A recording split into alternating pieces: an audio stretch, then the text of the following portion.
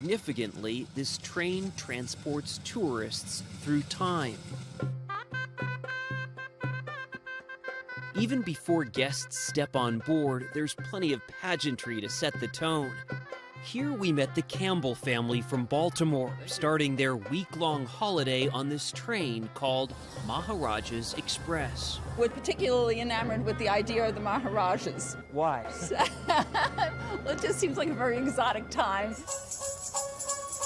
The Maharajas, you likely recall, controlled parts of India during the 19th and first half of the 20th centuries.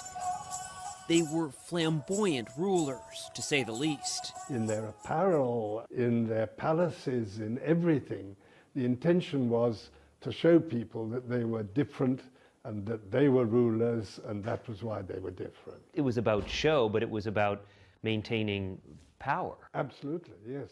Sir Mark Tully, a journalist and train enthusiast, explains Maharajas were empowered by British colonists to help control parts of India.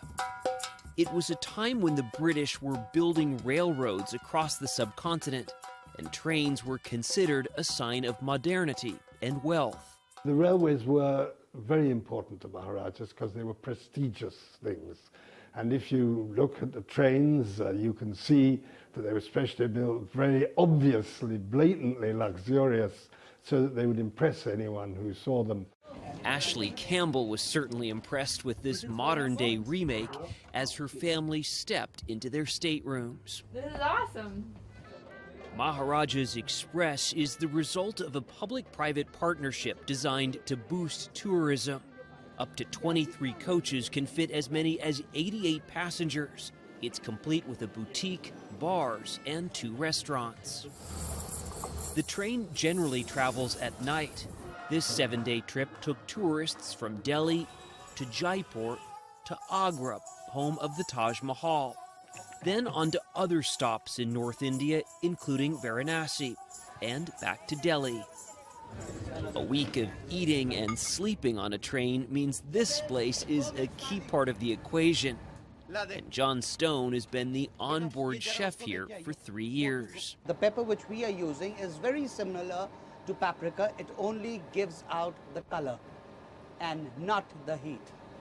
He whips up Western and Indian food from this moving kitchen, the size of, well, a train car. He seems utterly unfazed by the whole thing. Stone visits each and every table and prides himself on accommodating any request. Did you sleep well? We sat down together in a dining room with a whimsical peacock theme. He explained the meaning of Maharaja. Maha means big and Raja means king.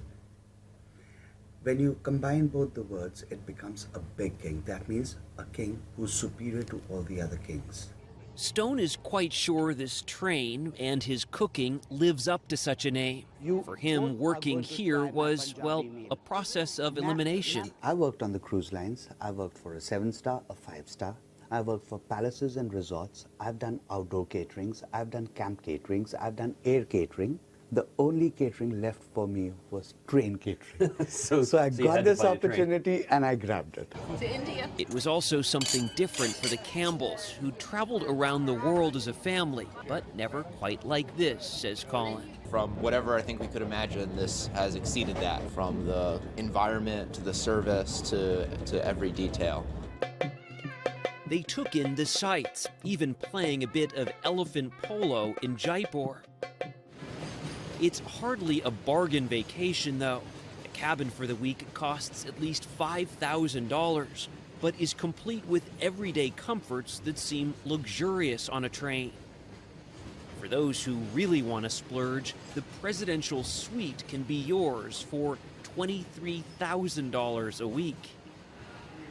Visitors to New Delhi's National Rail Museum can see the real thing, original Maharaja's trains on display. This train car was built in 1899 here in India with help from the British. It was built for one of the Maharajas. It has been restored, and you can imagine how opulent it was for the time. This is the living quarters with its wood panels. It has a fully functioning bathroom and was part of a 3-car train There was another car that was for dining, and another just for the Maharaja's wife. The idea really was that the Maharaja should ride in something which was very special, very different to what anyone else rode in. Your typical Indian train experience looks a little more like this, with passengers crammed into old cars. It's not exactly luxurious.